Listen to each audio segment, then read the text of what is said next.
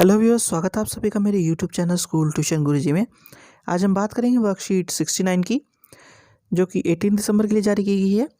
ये class 9th की science subject से रिलेटेड वर्कशीट है। यहाँ बच्चे अपना नाम लिखेंगे और यहाँ अपने क्लास टीचर का नाम लिखेंगे। बच्चों, हमारा चैप्टर चल रहा है work and energy and till now we have been studied about various forms of energy and being among all various forms of energy we have studied about the calculation of work done, kinetic energy and potential energy. Now in our today's worksheet we are going to study about law of conservation of energy. तो चलिए बच्चों, देखते हैं, जानते हैं, समझते हैं कि आज के आपके चैप्टर में आपको लिए क्या खास है और आज की वर्कशीट आपको क्या बताना चाहती है। तो चलिए बच्चों, शुरू करते हैं। Whenever energy gets transformed changed from one form to another form, the total energy of the system always remain unchanged. This is due to the law of conservation of energy. According to this law, energy can neither be created nor be destroyed. It can only be transferred from one form to another. The law of conservation of energy is valid in all situations and for all kinds of energy transformation. यानी कि बच्चों, law of conservation of energy क्या कहता है? Simple way में ये कहता है कि एनर्जी को ना तो बनाया जा सकता है ना ही ख़त्म किया जा सकता है, लेकिन एक फॉर्म ऑफ एनर्जी को दूसरे फॉर्म ऑफ एनर्जी में चेंज किया जा सकता है। और जब ये चेंज होगा तो क्या होगा? लगभग एनर्जी सेम अमाउंट में रहेगी। इसी को हम law of conservation of energy कहते हैं बच्चों। चलिए अब आगे देखते हैं बच्चों, क्या दिया है आपकी वर्कशीट में।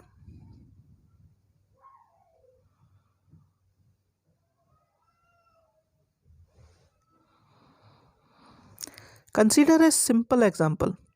Let an object of mass m be made to fall freely from height h. At the start, its potential energy is equal to mgh and kinetic energy is equal to 0 because its velocity is 0. Thus, the total energy of the object is equal to mgh. As it falls, its potential energy will change into kinetic energy. If v is the velocity of object at a given instant, the kinetic energy is equal to 1 upon 2 mv square. As the fall of the object continues, the potential energy would decrease while the kinetic energy would increase. When the object is about to reach the ground at height h is equal to 0, its velocity will be highest. तो बच्चों, ये क्या कहना चाह रहा है? Simple way में अगर हम इसे भी समझे तो ये कहना चाह रहा है कि अगर हम किसी चीज़ को ऊपर से फ्री फॉल के तौर पे गिराएं, मान लीजिए उसकी हाइट है h और पोटेंशियल एनर्जी का फॉर्मूला होता है हमारा mgh और काइनेटिक एनर्जी का होता है 1/2 mv स्क्वायर। तो यहाँ पे शुरुआत में उसकी काइनेटिक एनर्जी होगी 0, क्योंकि बाय वर्च्यू ऑफ पोजीशन अगर कोई एनर्जी होती है वो होती है पोटेंशियल एनर्जी, और बाय वर्च्यू ऑफ मूवमेंट, एक तरह से मूवमेंट करें या वेलोसिटी कहें, उसकी वजह से कोई एनर्जी होती है तो वो होती है काइनेटिक एनर्जी।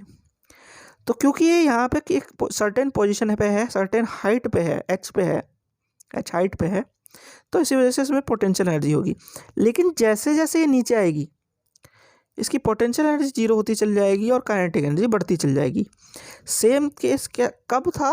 यानी कि ऊपर इसकी काइनेटिक एनर्जी 0 थी, पोटेंशियल एनर्जी कुछ थी, और जब नीचे आएगा तो पोटेंशियल एनर्जी 0 हो जाएगी और काइनेटिक एनर्जी कुछ बढ़ जाएगी बच्चों। ठीक है, ये बताना चाह रहा था।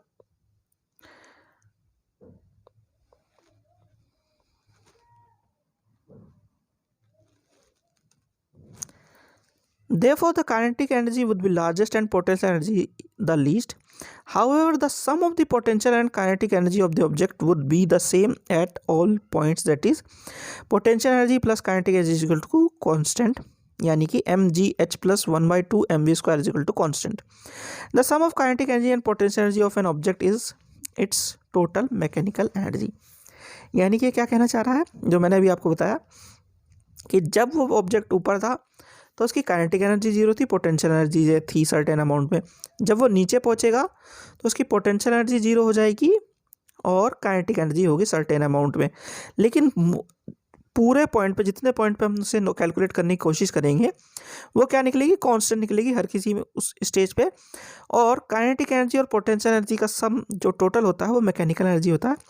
बच्चा आपको दिखाया भी गया है, ये एक छोटी सी फिगर दी हुई है, जो मैं कहना चाह रहा हूँ, अगर आपको नहीं समझ में आ रहा तो फिर भी आप इससे देख कर समझ सकते हैं कि जब एक सर्टेन हाइट पे है ऑब्जेक्ट तो काइनेटिक एनर्जी होगी 0 और पोटेंशियल एनर्जी होगी मैक्सिमम, और जब इसे गिराना शुरू किया तो पोटेंशियल एनर्जी घटना शुरू होगी, काइनेटिक एनर्जी होगी मैक्सिमम, इंक्रीज होना शुरू होगी। और जब ये ग्राउंड पे पहुंचेगा तो पोटेंशियल एनर्जी 0 लगा लो या मिनिमम लगा लो और काइनेटिक एनर्जी हो जाएगी मैक्सिमम। लेकिन अभी हमने क्या पढ़ा, इसके हिसाब से ये हर स्टेज पे, यानी जब तक ये नीचे गिर रही है तब तक की स्टेज पे ये रहेगी कांस्टेंट। ठीक है बच्चों, आगे है, we find that during the free fall of the object the decrease in potential energy at any point in its path appears as an equal amount of increase in kinetic energy। यानी कि अगर decrease हो रही potential energy तो equal amount में kinetic energy increase होती चल जाएगी, जैसा कि हमने देखा। और आखिरी क्या है ये बच्चों, there is this a continual transformation of gravitational potential energy into kinetic energy. यानी कि पोटेंशियल एनर्जी कंटिन्यूसली ट्रांसफर हो रही है, किसमें ट्रांसफॉर्म हो रही है, किसमें, काइनेटिक एनर्जी में बच्चों। तो बच्चों ये तो बात हुई आपकी वर्कशीट की। अब जरा क्वेश्चन आंसर देख लेते हैं। पहला क्वेश्चन है, state the law of conservation of energy. तो law of conservation of energy क्या कहता है बच्चों,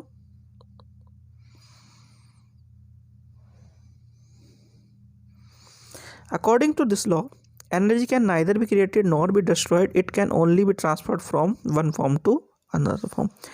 यानी कि law of conservation of energy क्या कहता है कि एनर्जी ना तो बनाई जा सकती है ना खत्म की जा सकती है, लेकिन एक फॉर्म ऑफ एनर्जी दूसरे फॉर्म ऑफ एनर्जी में कन्वर्ट की जा सकती है बच्चों।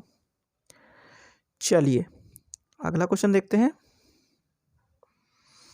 क्वेश्चन नंबर 2 है, why does the oscillating bob eventually come to rest, what happens to its energy eventually, is it violation of law of conservation of energy, discuss.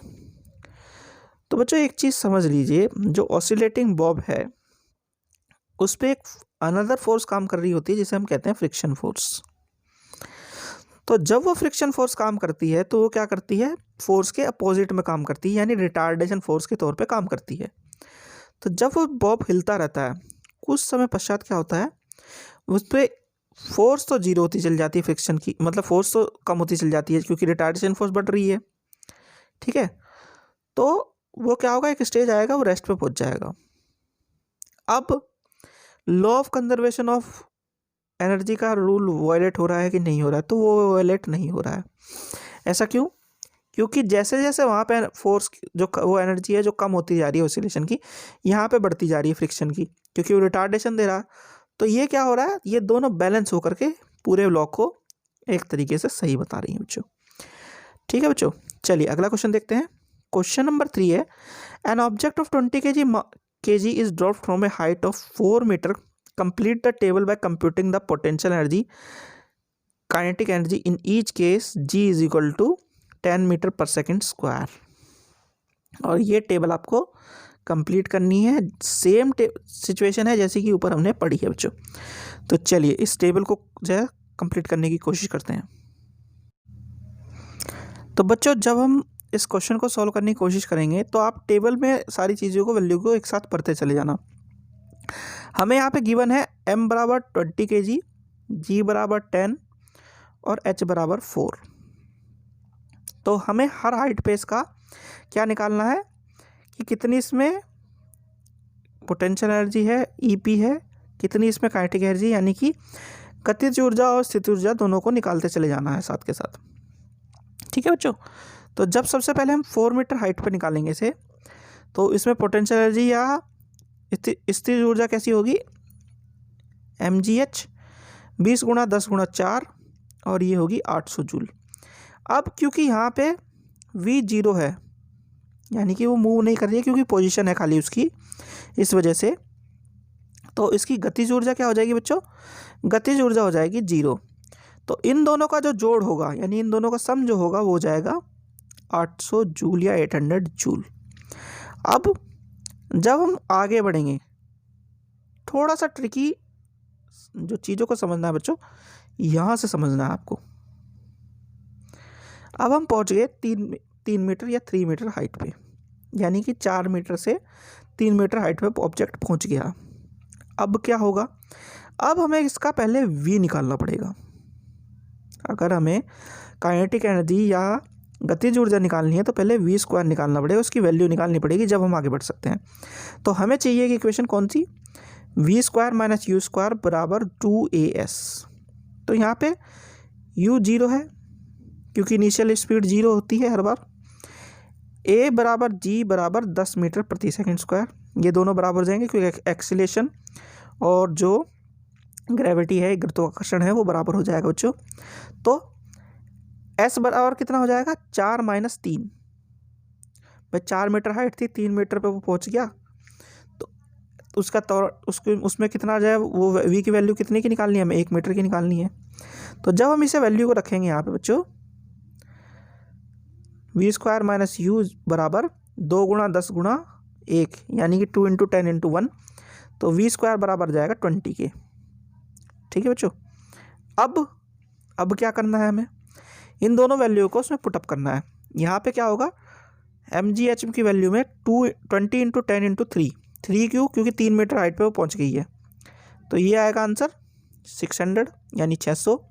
और यहाँ पे क्या होगा, 1/2 इंटू 20, M 20 है और वी स्क्वायर हमने निकाला है बराबर है 20 के, तो ये आ गया 200। अच्छा एक चीज़ नोट कीजिए अब आप इसमें, ऊपर वैल्यू थी 800 जो कि आपको बाद में भी देखने को मिलेगी, नीचे जब 3 मीटर पे आ गई दोनों का सम आ गया तब भी 800। ठीक है बच्चों, तो ये सेम रहेगा। अब आगे देखते हैं, चलो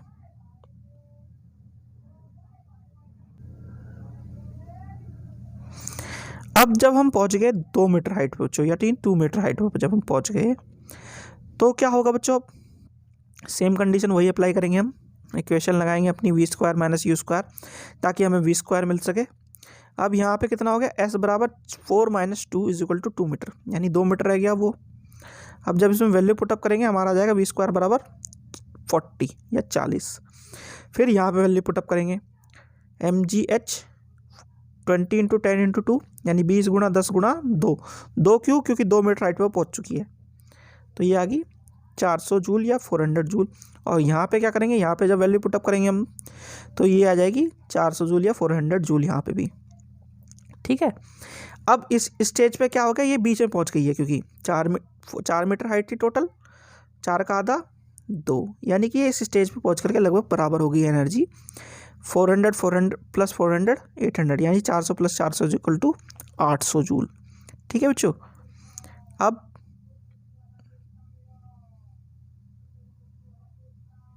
आगे जब हम बढ़ेंगे क्या करेंगे बच्चों, आगे बढ़ने फिर वही करेंगे हम, यानी कि अपनी इक्वेशन लगाएंगे V square minus you square is equal to 2as और बाकी चीज़ें यहाँ पे सेम रहेंगी। अब s क्या हो जाएगा, s हो जाएगा 3 मीटर, यानी कि 3 मीटर उसने दूरी तय कर ली है, यानी कि यहाँ पे क्या हो रही है, यहाँ पे हाइट घट रही है और इसका जो ये है s जो है वो बढ़ रहा है। ठीक है, तो यहाँ पे वी स्क्वायर निकलेगा हमारा 60 जब हमें इस इक्वेशन में इसे पुटअप करेंगे, यानी वी स्क्वायर माइनस 0 बराबर 2 इंटू 10 इंटू 3 यानी 2 गुणा 10 गुणा 3, वी स्क्वायर आ जाएगा हमारा 60 यानी 60। ठीक है बच्चों, अब जब इसमें वैल्यू पुटअप करेंगे हम तो ये आएगा EP बराबर M गुणा G गुणा H 20 इंटू 10 इंटू 1, ये आएगा 200 और यहाँ पे जब वैल्यू पुटअप करेंगे तो ये आ जाएगा हमारा 600 और ये रह गया था लिखा हुआ बच्चों, तो ये आ गया 600 इज इक्वल टू 800 जूल, यानी कि यहाँ पे भी ये सेम ही रहेगा। चलिए अब आगे बढ़ते हैं। अब आखिरी पोजीशन कब आएगी बच्चों, जब वो ग्राउंड पे पहुँच जाएगा। तो जब वो ग्राउंड पे पहुँचेगा तो उस केस में हाइट हो गई 0, तो ये तो सीधा सीधा निकल गया हमारा, यानी कि EP यानी कि हमारी जो स्थिर ऊर्जा है या पोटेंशियल एनर्जी है वो सीधी सीधी हो गई 0। जैसी हमारी शुरुआत में काइनेटिक एनर्जी या गतिज ऊर्जा थी बच्चों। अब हमें निकालना पड़ेगा V वापस से, तो उसके लिए फिर फॉर्मूला यही लगाएंगे, V square minus you square बराबर 2as, u 0 मीटर है, a बराबर g गुना a बराबर g बराबर 10 मीटर प्रति सेकंड स्क्वायर या 10 मीटर प्रति सेकंड स्क्वायर, और s हो जाएगा यहाँ पे 4 माइनस 0 यानी कि 0 पहुँच गए हम, उल्टा चल रहे थे ना तो 0 पहुँच गए। अब अभी हो गया 4 मीटर हो गया, तो जब इसमें वैल्यू पुटअप करेंगे हमारा ये आएगा v² बराबर 80, और इसे जब हम सॉल्व करेंगे टोटल को तो हमारा आंसर आ जाएगा 800 बच्चों। अब जो 800 आ गया तो दोनों का सम आएगा या जोड़ आएगा 800। ठीक है बच्चों, तो ये तो हुई सॉल्यूशन की बात। अब जब हम टेबलों को देखेंगे अपनी तो हमें क्या देखने को मिलेगा बच्चों, देखते हैं चलिए। तो बच्चों जब हम पूरी टेबल को कंप्लीट करेंगे अपनी तो हमें क्या देखने को मिलेगा, जो हमने पढ़ा, यानी कि 4 मीटर हाइट पे kinetic energy 0, potential energy maximum, sum 800 यानी टोटल 800। और जब वो जस्ट अबव द ग्राउंड पहुंची, potential energy 0, kinetic energy maximum, sum 800। ठीक है, ये दो कंडीशन तो आपने देख ली, लेकिन जब बीच की कंडीशन देखेंगे ये वाली, तो सम जो है सेम रहेगा, यानी 800 ही रहेगा, 800 जूल रहेगा। तो ये क्या दर्शाता है हमें, ये दर्शाता है कि एनर्जी लेवल उतना का उतना ही रहेगा जब एक फॉर्म से दूसरे फॉर्म में कन्वर्ट हो रही है एनर्जी। तो ये क्या दिखा रहा है, ये law of conservation of energy हमें दिखा रहा है बच्चों। ठीक है बच्चों, तो बच्चों ये होगी आपकी वर्कशीट कंप्लीट, और वीडियो भी आशा करता हूँ आपको वीडियो अच्छी लगी होगी। अगर वीडियो अच्छी लगी हो तो चैनल को सब्सक्राइब करें, वीडियो को लाइक करें, शेयर करें। Thank you.